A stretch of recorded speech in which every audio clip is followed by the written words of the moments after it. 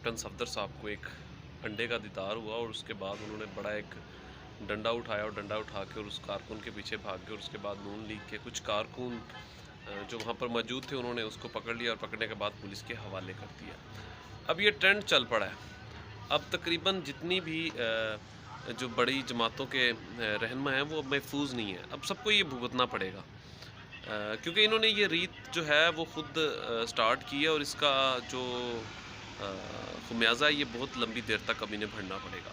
मेरा तो ख़्याल ये है कि ये अब सिलसिला रुकने वाला नहीं। अब तकरीबन चाहे कोई छोटा रहनुमा हो, इवन कि अब खुद भी इमरान खान साहब को अपनी हिफाजत करनी पड़ेगी। अब ये बहुत बड़ा थ्रेड है।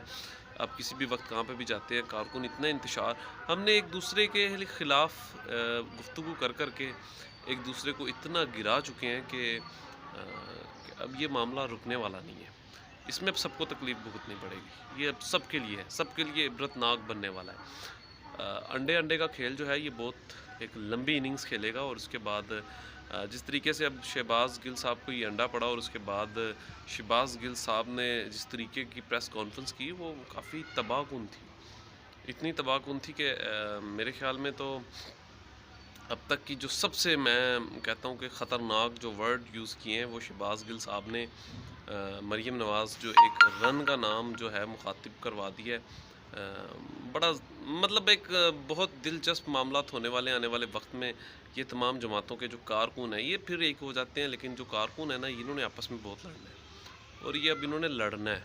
किसी भी वक्त इनके साथ कुछ भी करने की कोशिश की जा सकती है क्योंकि ये देखें ये सियासत इतनी गंदी हो चुकी है कि अब हम किसी की भी समझ लें कि लिहाज करने का लिहाज रह ही नहीं गया। अब एहसन इकबाल एक नहायत सीनियर रहनुमा है। हम माजी में जो मैंने इस पे व्लॉग बनाया उस पे भी काफ़ी मज़म्मत की।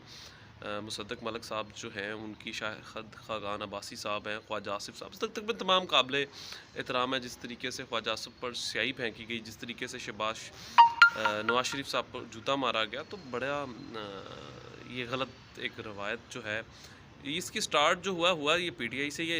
इस पे हमें दो राय नहीं होनी चाहिए। देखिए ये पीटीआई ने ये कल्चर शुरू करवाया था और ये कल्चर अब जो है अब परवान चढ़ रहा है। इसमें फिर सबको अब ये नतीजा भुगतना पड़ेगा।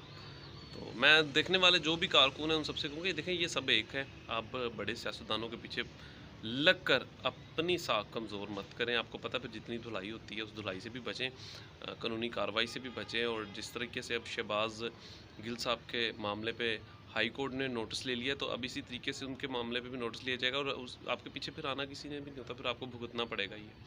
तो थोड़ा सा ख्याल करें, अपना ख्याल रखें और सियासत ज़रूर होनी चाहिए लेकिन इतना गिरना नहीं चाहिए। शुक्रिया।